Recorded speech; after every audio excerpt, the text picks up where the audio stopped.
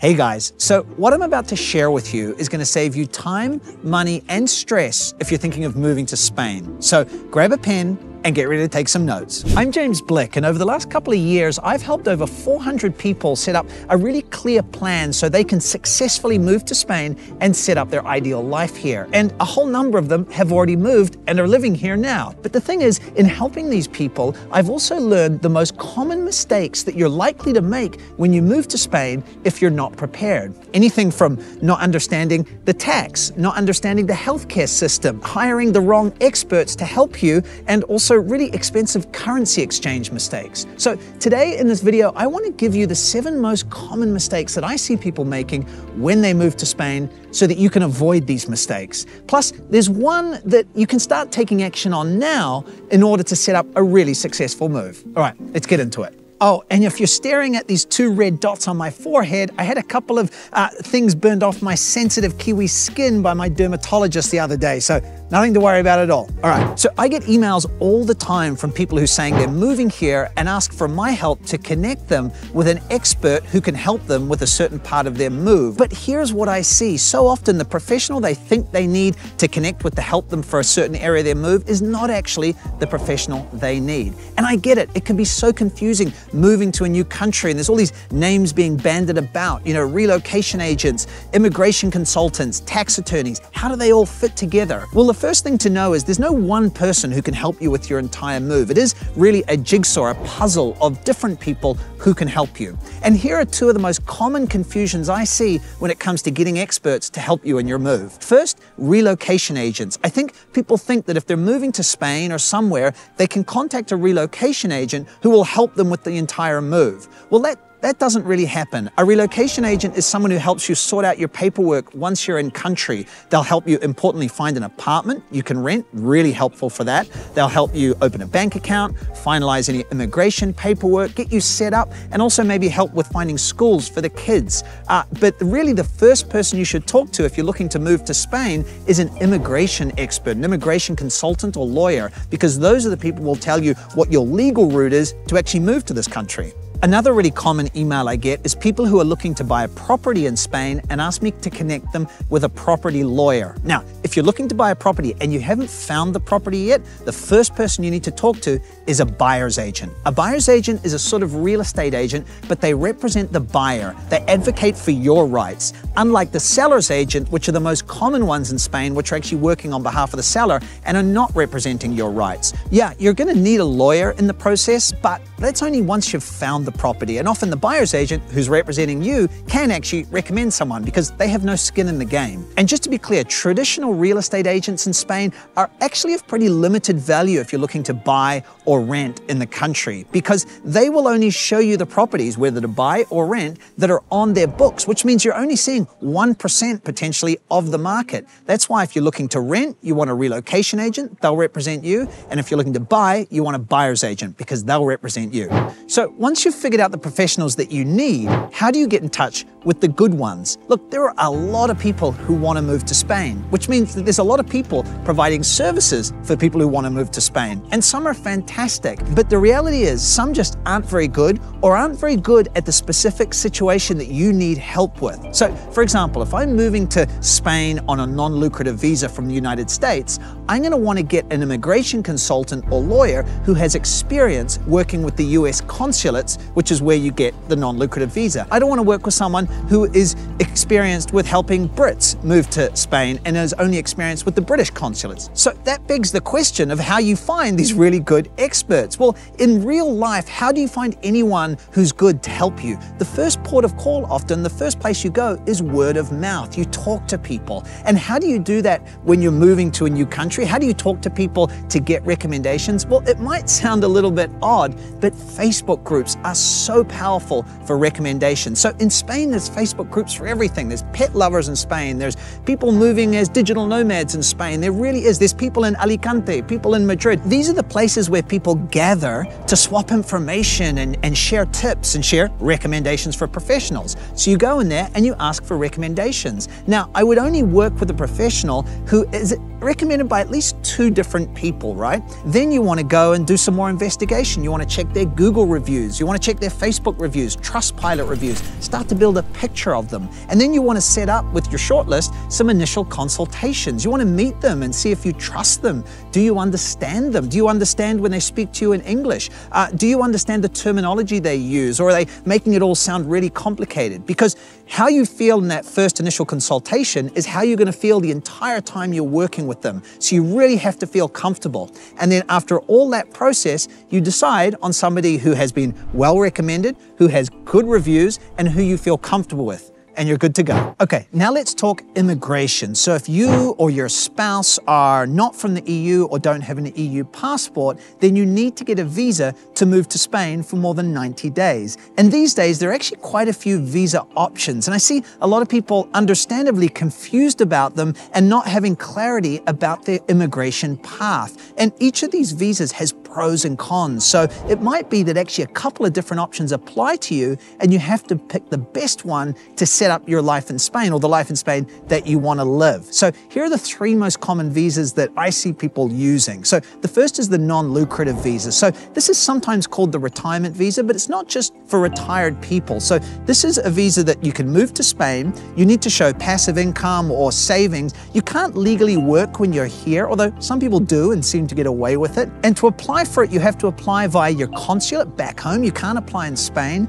And to remain here after a year and to keep renewing, you have to become a tax resident. Now, the second most common one is the digital nomad visa, the new one. So this one allows you to actually come and work in Spain remotely for a company or for clients who are outside Spain. And this one's really popular now because finally people can actually come here and work relatively easily. And if you bring your family, they can work as well. They get work permits as well. Now, with this one, the beauty of it is you can actually apply from within Spain, and that can give you 3 years residency. You do need to become a tax resident though if you do want to stay here, although there is a way, depending on the kind of employment that you have, that you might be able to live in Spain without actually becoming a tax resident of sorts. That's called the Beckham law. And now the third one, which is a little less common, is the golden visa. So this is the one where if you purchase a property or properties valuing 500,000 euros or more, you can get residency here in Spain. It's really the visa that gives you the most kind of control and power in a way.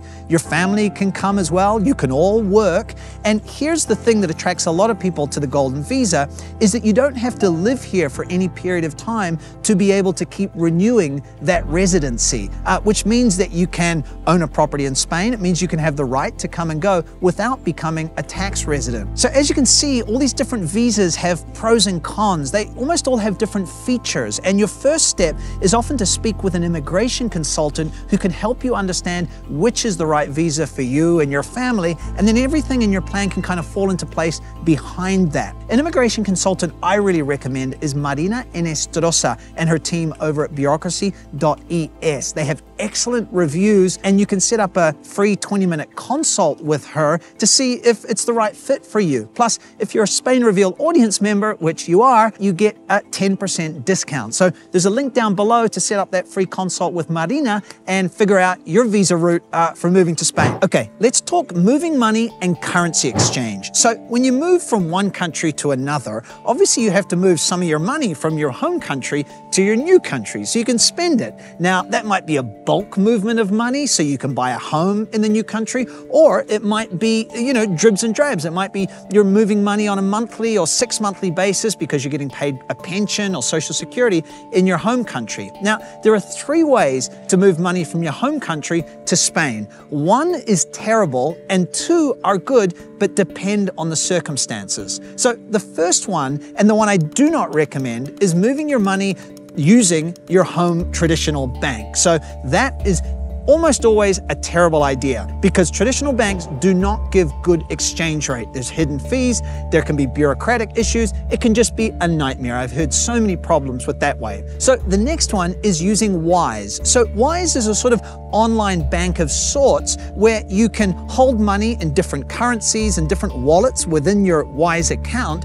Plus, you can get really good rates on currency exchange. So the way that might work is if I'm moving from New Zealand to Spain, I can use Wise to get my money into euros at a great rate, then transfer it into my Spanish bank account. Or I can just use Wise, they give you a debit card as well, while I'm in Spain, for a period of time anyway, until I really get set up. Now, that can be great for smaller amounts. It's really easy to use, got a great app, but the minute you go over 10,000 euros, you start to hit EU money laundering laws. And the problem with Wise is when that happens, they can be a little less helpful. So I've heard numerous stories, and you see reviews online of people trying to move money from their home country to another country with Wise. And when things get a little bit hard, maybe the authorities ask for extra paperwork to prove the source of funds, whatever it may be, Wise's customer support can kind of fall apart a little bit, because in the end, Wise is an online service. It's an app. And so really, you're just going to be dealing with the customer service agent who you get on the app, and they might not really understand the issue. So I've heard of people having funds blocked up for a long period of time, sometimes when that money really had to arrive into Spain because they were about to settle on a house. And the third option, and one that a lot of people actually don't know about, is working with a currency exchange expert or a currency broker. It depends. They're called, different names, but effectively what they are, they're likewise, they give you a great exchange rate, but you actually have a relationship with a person, with an advisor, with a currency exchange advisor. And so they're going to give you the great rate, but you're going to get the better customer service that you don't really get with Wise. And this is fantastic because it means when you're doing regular transfers over a period of time, they can advise you on when might be the right moment to make a transfer. And when it comes to a big movement of money from the home country to Spain, they can make sure that all the paperwork has been done, and so that you don't run into bureaucratic issues and EU money laundering laws and things like that. Or if you run into them, they can solve them. And it also means that when you have questions that come up, you have effectively like a case manager you can call on Zoom or whatever it might be and ask questions, and you're not kind of lost talking to some customer service agent on an app who doesn't really understand your problem. So if you want to learn a little bit more, down below you can click a link to get a free guide that'll help you learn a little bit about moving your money to Spain. All right, let's keep going. So at the beginning, I mentioned that I've helped over 400 people create a clear plan so that they can move to Spain and set up their ideal life here. And I do that through my Move to Spain Masterclass, which is an 8-week program that I offer a couple of times a year to a limited number of people. And this is a program where I give you the tools, the knowledge and support that you need to move to Spain and set up that ideal life that you want to live in this wonderful country. So if you're curious and want to learn a little bit more about it, then go to movetospainmasterclass.com. Over there you can read about it, read about the program. You can also get on the wait list. So next time I offer it for enrollment, next time I open it up, I'll send you an email to let you know, and you can decide if it's right for you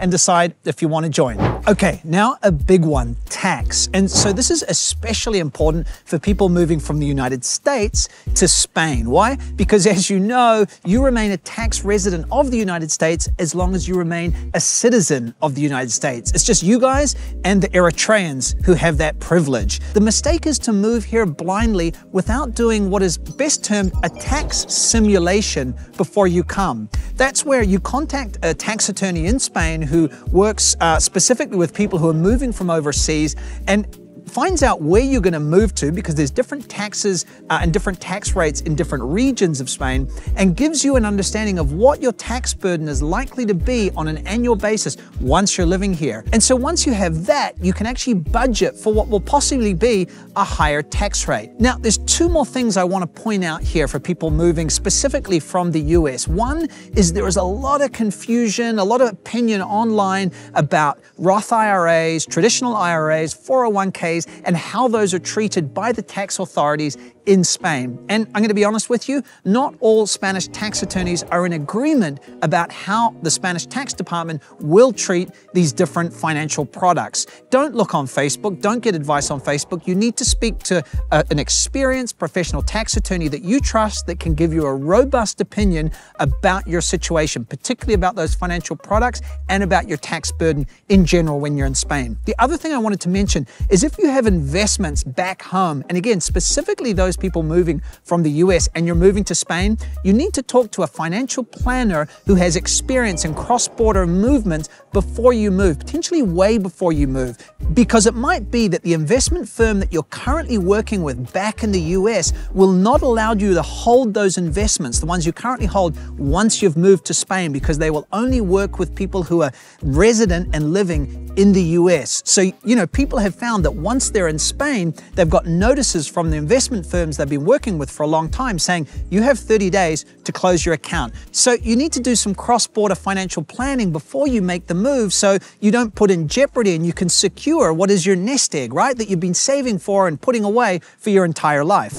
Okay, next up, another big one, healthcare. So healthcare is important for two reasons when you're moving to Spain. One, obviously you want to have healthcare when you get here, you want to be looked after.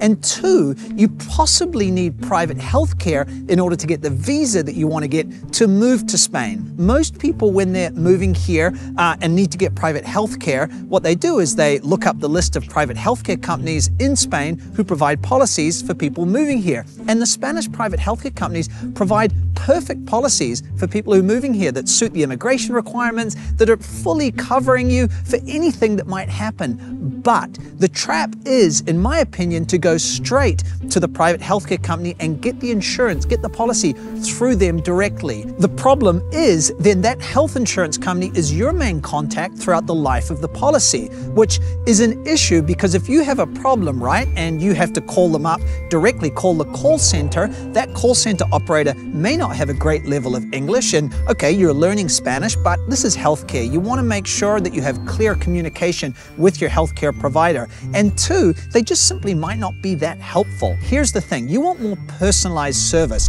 So in order to get your private healthcare set up, I always recommend going through an agent or a broker. So an agent or broker will represent a healthcare company or multiple healthcare insurers, and you can buy your policy through the broker. The thing is, you pay exactly the same if you go through the broker than if you go directly to the health insurance company.